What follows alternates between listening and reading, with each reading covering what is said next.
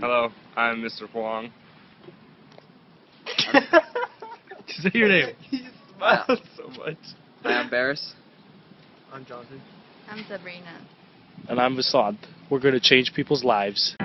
We currently live in a society that is constantly growing and has become increasingly fast-paced, one where people don't invest the same amount of effort into researching and understanding the foods that we eat.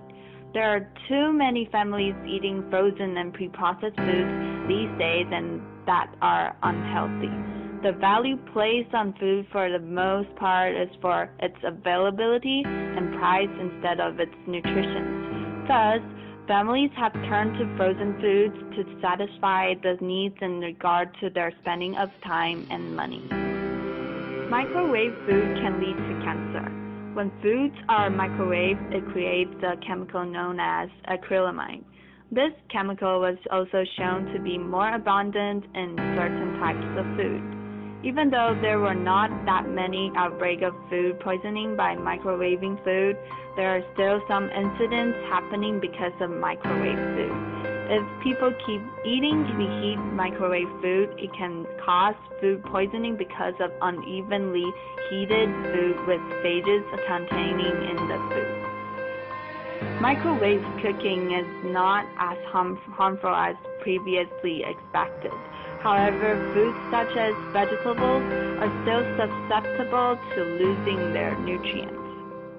Through our documentary, we will show the customer's perspectives and also portray a change that can possibly be made to their current diet in regards to frozen food.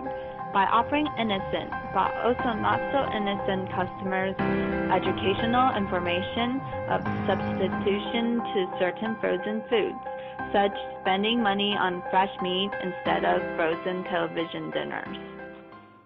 So we interviewed our first customer over here, and nice old lady, and she didn't want to be on camera, but we still have a little bit of info from her, so Baris will tell you about that. So like some of the things that we asked her were like what she's going in to buy. She said she was going to buy vegetables, flowers, and then some frozen products.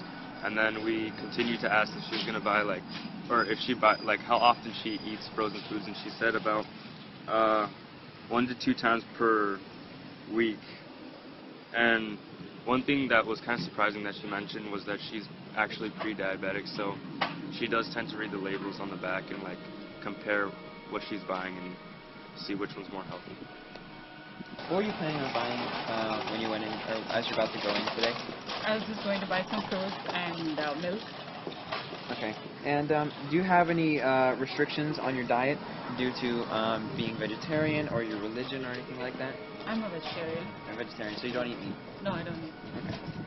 Okay. And do you buy any sorts of like TV dinners, any microwave food, frozen peas? I don't buy Nothing? any of that. All fresh? All fresh. Sometimes I buy frozen vegetables. Sometimes, very rarely, but mostly fresh vegetables. And do you make sure they're organic? I try to. Most of the time I would like to. I prefer to buy organic. Sometimes I come to every time in a hurry, I just pop in, grab some vegetables. Just water. Just water? Fish.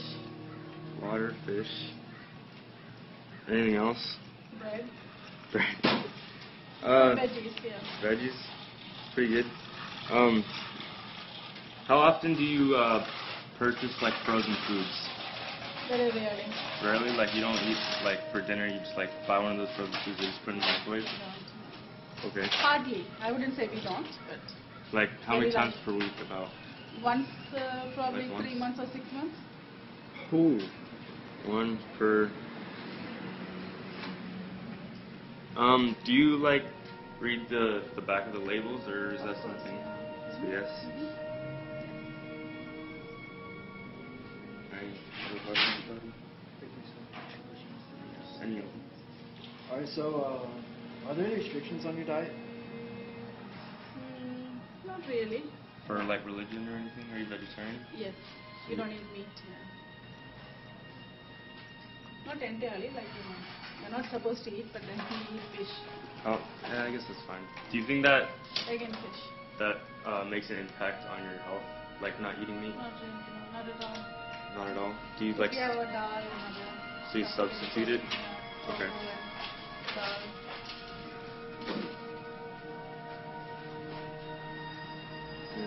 So, what types of food do you microwave?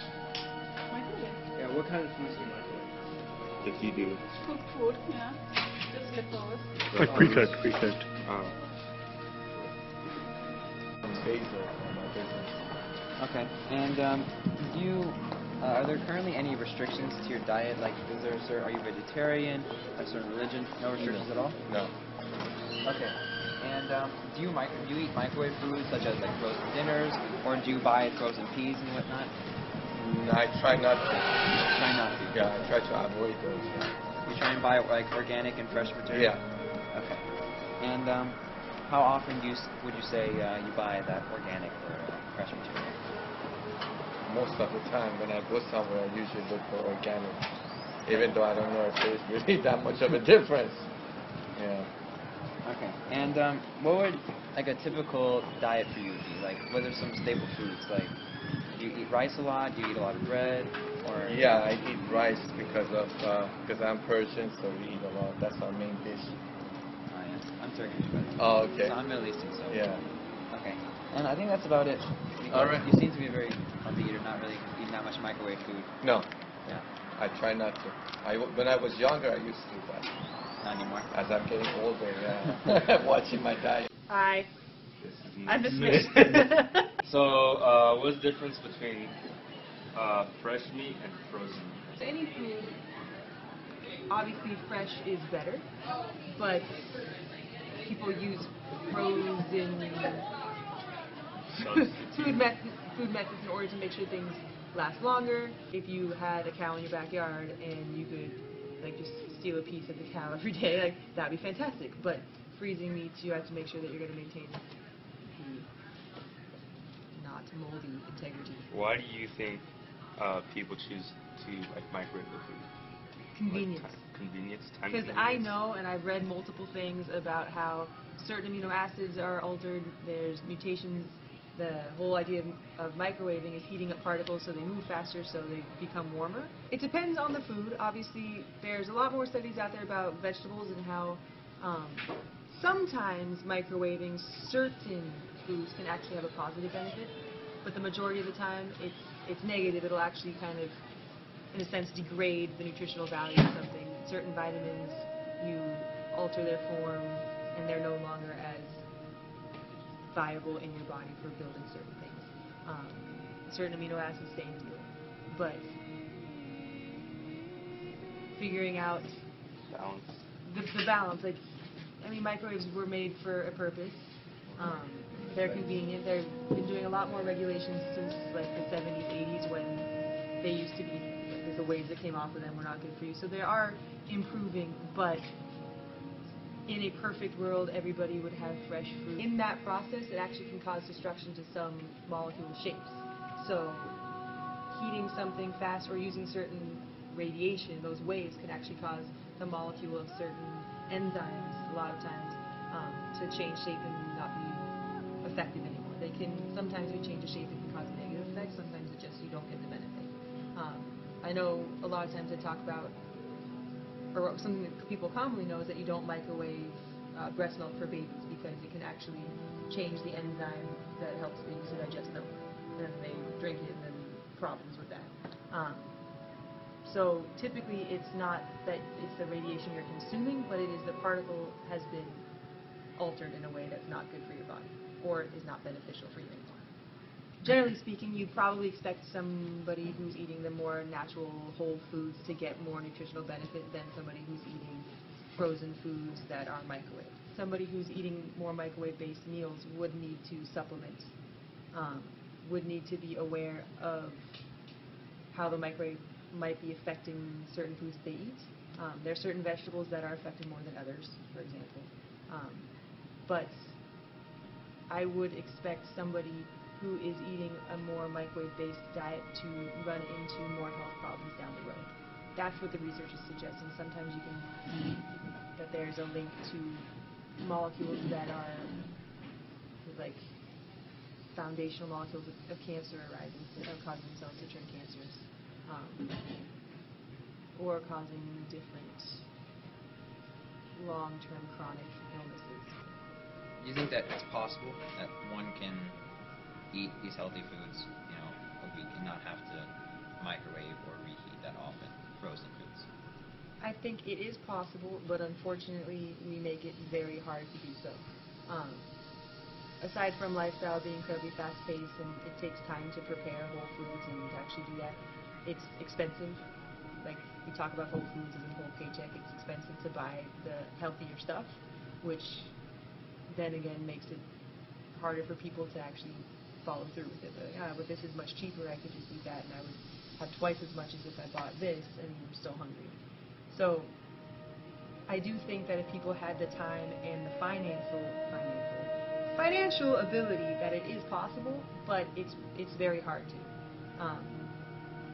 Time is of the essence, and people are trying to do 5 different things at once, working all hours. It takes a while to prepare a full, well-balanced meal.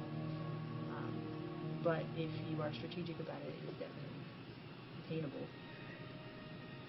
So it's not easy. This is where convenience comes into play. Convenience, it's a tough one.